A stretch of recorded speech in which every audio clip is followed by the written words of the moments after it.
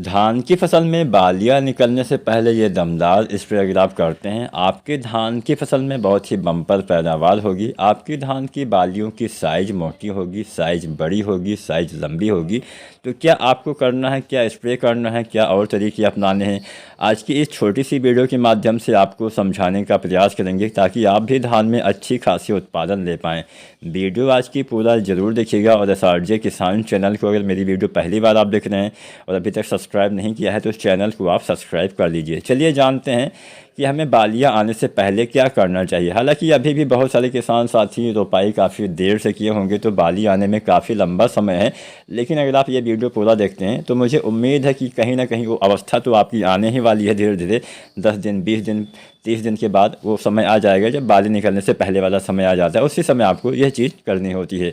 तो पहली चीज़ तो आपको ध्यान क्या रखना है, नमी। किसान साथियों, पानी की कमी अगर किसी भी अवस्था में धान की फसल में हो जाएगी, जिस भी अवस्था में कमी हो जाएगी, उस अवस्था में जो प्रक्रिया होती है उसमें बाधाएं आ जाती हैं। अगर कल्ले निकलते समय पानी की कमी हो जाएगी तो फुटाव कम होगा। अगर आपके पौधे में बढ़वार के समय कमी हो जाएगी तो बढ़वार सही से नहीं हो पाएगी। अगर बाली निकलने से पहले गबोड़ अवस्था में कमी हो जाएगी तो बालियों का निर्माण सही से नहीं होगा। दाने भरते समय कमी हो जाएगी तो दाने का भराव सही से नहीं होगा। क्योंकि धान की फसल को हम कहीं ना कहीं पानी वाली फसल भी बोलते हैं, लेकिन इसका मतलब ये नहीं होता कि यहाँ हमेशा लबालब पानी भरा रहे, लेकिन कम से कम नमी की कमी तो ना होने पाए, इतना ध्यान आपको देना पड़ेगा। तो पहला तो आपको फोकस तब अवश्य करना है जब आपके पौधे में बालियों का निर्माण होना स्टार्ट होने लगता है, तो उस समय नमी पर विशेषकर हल्का हल्का सिंचाई करके भी आप ध्यान दे सकते हैं। इसके साथ साथ कुछ खादों का इस्तेमाल करना होता है। तो बाली आने से पहले 2-3 खादें आपको डालना है। पहला चीज़ तो आपको इस्तेमाल करना है जिंक। इस समय जिंक के इस्तेमाल से बहुत बढ़िया फ़ायदा मिलता है, लेकिन यहाँ पे आपको जो चिलेटेड जिंक आती है 12% वाली एडिटिव रूप में, इसका इस्तेमाल करना है। इस समय जिंक के इस्तेमाल से पौधे में अच्छे से प्रकाश संश्लेषण प्रक्रिया के द्वारा भोजन का निर्माण ज़्यादा होने से पौधे की बालियों का निर्माण बहुत ही बेहतरीन ढंग से हो पाता है।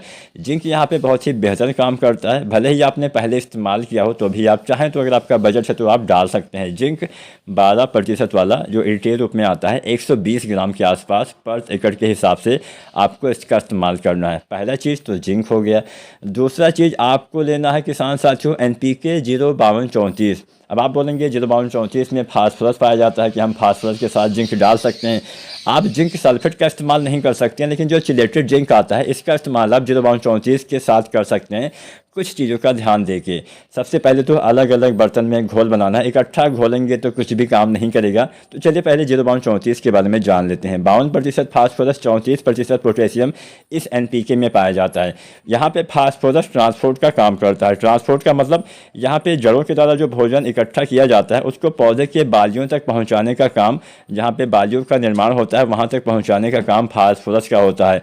इसके साथ साथ पोटेशियम भी होता है। पोटास की मात्रा भी 34% होती है। पोटास आपको पता ही होगा फल फूल दाने के विकास में, बीज के विकास में, तने में मजबूती लाने में काफ़ी हेल्प करता है, पौधे को बीमारी से बचाने में काफ़ी हेल्प करता है। तो यहाँ पे पोटास और फास्फोरस बढ़िया काम करते हैं। तो इसका इस्तेमाल करिए 1 किलो से लेकर अधिकतम 1.5 किलो। साथ में जिंक 12% वाली 120 ग्राम साथ में मैं बोल रहा हूँ, लेकिन इसका मतलब नहीं कि हाँ इकट्ठा ही घोल लीजिए। अलग अलग बर्तन में आपको घोलना है। उसके बाद टंकी में जब आप स्प्रे करने जाएँ तो एक साथ मिला के स्प्रे कर सकते हैं। मतलब इनको मिलाया जा सकता है, लेकिन लंबे समय तक मिला के आप रख नहीं सकते हैं। इसके साथ साथ एक तीसरा चीज़ आपको लेना है बोरोन। अब बोरोन का काम क्या होता है? बोरोन आपके पौधे में दाने के भराव में बहुत मदद करता है। कई बार आप देखते होंगे बालियां अच्छी आ गई लेकिन दाने खाली रह जाते हैं, जिससे उत्पादन कम मिलता है। तो बोरोन का अगर आप इस्तेमाल करते हैं तो पर परागण बहुत ही अच्छे से होता है। और परागण एक ऐसा प्रोसेस होता है, अगर वो सही से नहीं हुआ तो आप चाहे जो कुछ भी कर ले आपको ज़्यादा उत्पादन नहीं मिलेगा। दाने खाली रहने की समस्या ज़्यादा हो जाती है। कई बार आप देखते होंगे जब बालियों में फूल आते हैं, दाने में फूल आते हैं, उस समय अगर बरसात वगैरह हो जाती है, फिर कुछ मौसम ज़्यादा ख़राब हो जाता है तो उस साल दाने खाली रहने की समस्या ज़्यादा हो जाती है। तो बोरोन पर परागण में काफ़ी मदद करता है और पौधे के सभी अंगों तक भोजन पहुंचाने का कार्य भी करता है, जो पौधे के जड़ों के द्वारा अवशोषित किया जाता है।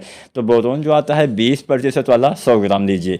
ये 3 खाद आपको लेना है। 05234 1 से 1.5 किलो, जिंक 12% वाला 120 ग्राम, बोरोन 20% वाला लगभग आपको 100 ग्राम लेना है। 100 से 120 ग्राम तक आप बोरोन भी ले सकते हैं। ये 3 चीज़ें अलग अलग बर्तन में घोलिए।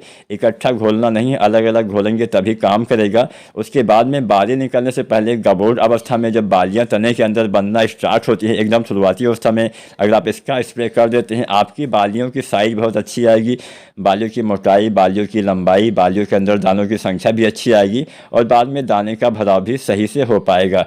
तो उम्मीद करते हैं बाली आने से पहले यह स्प्रे आप अवश्य करेंगे। वीडियो अच्छी लगी हो तो लाइक शेयर करिएगा, चैनल को सब्सक्राइब नहीं किया है तो सब्सक्राइब करिएगा। धन्यवाद।